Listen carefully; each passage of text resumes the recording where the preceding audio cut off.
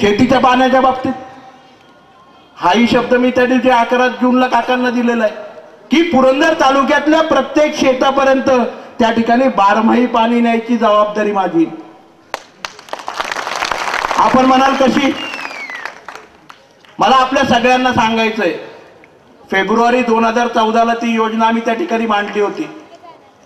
आदरणीय कामते साहेब म्हणून आपले चांबळीचेच अधिकारी आहेत, त्यांनी त्या योजनेचा संकल्प मांडला आणि निश्चितपणे आपल्या सगळ्यांना सांगतोय, संजीवनी पुरंदर वॉटर फाउंडेशनच्या माध्यमातून पुढच्या 3 वर्षामध्ये पुरंदरच्या प्रत्येक गावामध्ये प्रत्येक शेतामध्ये त्या ठिकाणी शेतीचं बारमाही पाणी आलेलं तुम्हाला सगळ्यांना दिसेल. आणि कुठल्याही शासनाच्या निधीशिवाय, कुठल्याही शासनाच्या मदतीशिवाय लोकसहभागातून.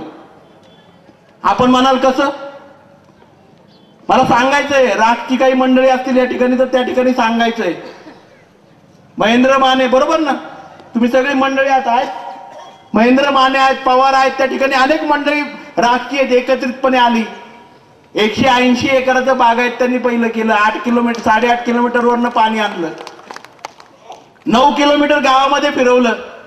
परवा महेंद्र मानेंच्या गावाला राखला मी काँग्रेसच्या मेळाव्यासाठी गेलो होतो.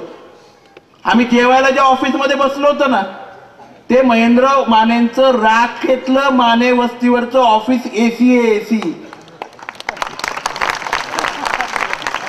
मला हेच सांगायचंय, आपल्या शेतकऱ्याला जर बारमाही पाणी मिळालं ना, आपल्याकडे कष्ट करणारे, आपल्याकडे जमीन सुपीकपणे पिकवणारे, खऱ्या अर्थाने चांगल्या प्रकारचं शेती करणारे आपण सर्वजण मंडळी आहोत. आपल्याला काय हवंय हो? पाणी. देवाशेट्टी मगाशी सांगितलं नाझरेची परिस्थिती. परवाही कुठल्या तरी भाषणामध्ये म्हणाले बागायतदारांमध्ये फक्त बाग गेली आणि दार राहिले. अहो खरोखर ही तळमळ आहे हो. आज परिस्थिती तेवढी भयानक आहे. मला सांगा ना, पुरंदर उपसाचं पाणी आपण घेतो, अचानकपणे एखादं पीक लावतो आणि पीक लावल्यानंतर 3ऱ्या किंवा 4थ्या पाळीला पुरंदर उपसाचा तो अधिकारी म्हणतो आता पाणी मिळणार नाही, थांब. आणि आपल्या डोळ्यासमोर आपलं पीक जळतं.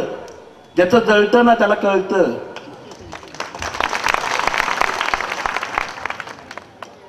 आज मी बघितली आहे ती कळकळ सर्वसामान्य शेतकऱ्याच्या मध्ये.